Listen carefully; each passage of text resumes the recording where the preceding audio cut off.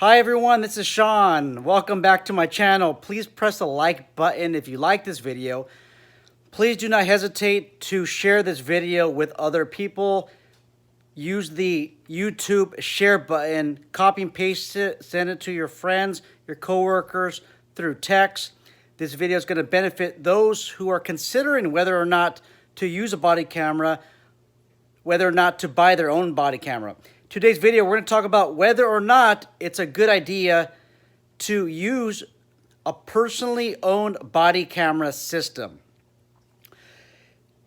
We already know that body cameras do an excellent job of recording evidence, potentially sometimes recording a crime as it occurs. We also know that recording body camera footage has helped us in the private security sector. I was reading the other comments the other day, and many of you are reporting that it's helped with your job. There's no longer he said or she said. You can basically show a supervisor or the client what happened on camera, and you are going to be more credible the next time something happens. You won't even have to show them body camera footage. People are going to believe in you so much more.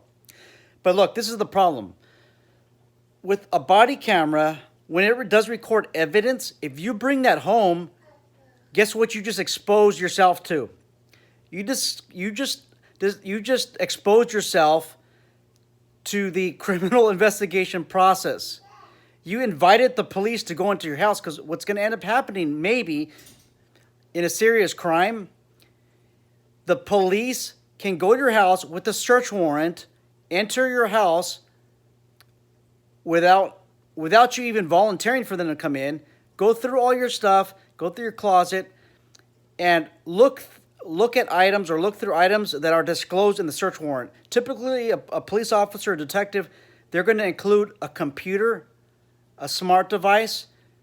They can also include a server if you have one, the router, anything that has potential evidence of the crime in it. And if they believe that you maybe deleted some video footage, all of those items where I just mentioned where they could search, I'm not too sure about the router though, but I think a server, yes. But all those items I just mentioned, they can go through it, and they can look in any place in your house, as long as it's mentioned in the search warrant, that can reasonably accommodate those devices, a cell phone, an additional cell phone, computer system. You guys, you can hide a cell phone in a chimney. You could hide a cell phone in an attic. You could hide a cell phone in the bathroom, anywhere. So anywhere you could potentially hide a cell phone, that's where they can search. It's a very intrusive procedure. Now, I'm not saying that this is going to happen to you. I think there's a slight chance that's going to happen to you, but I just want you to be aware of that. That if you purchase your own camera, number one, and then number two, if you're purchasing your own camera, you're probably bringing it back to your residence, back to your house. What you're doing is you're opening the court system to your house. Now, my tone is a little bit different today, and it's because I'm very concerned for all of you who have body cameras who are personally owned. You have to be very careful. If it's an employer-issued body camera, it's totally different, because most of the time you're going to have to keep it at work. And we already know that Securitas, from somebody, one of our subscribers mentioned, and I'm sure this person has good intel from Securitas, that they don't have a body camera system policy. They don't have a body camera system. I could be wrong.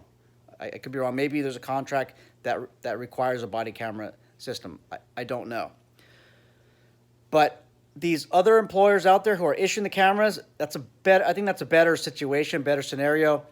If you have a small business and you want to issue body cameras, I think that's a better idea than your officers, your guards purchasing their own equipment. But you have to make a policy that the camera does not leave the office, that it never enters a residence.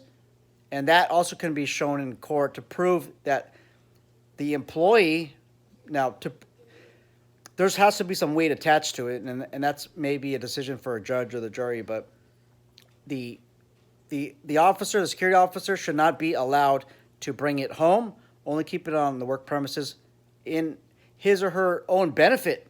So now the search warrant can only be restricted to the residence. And the residence, the business or the office.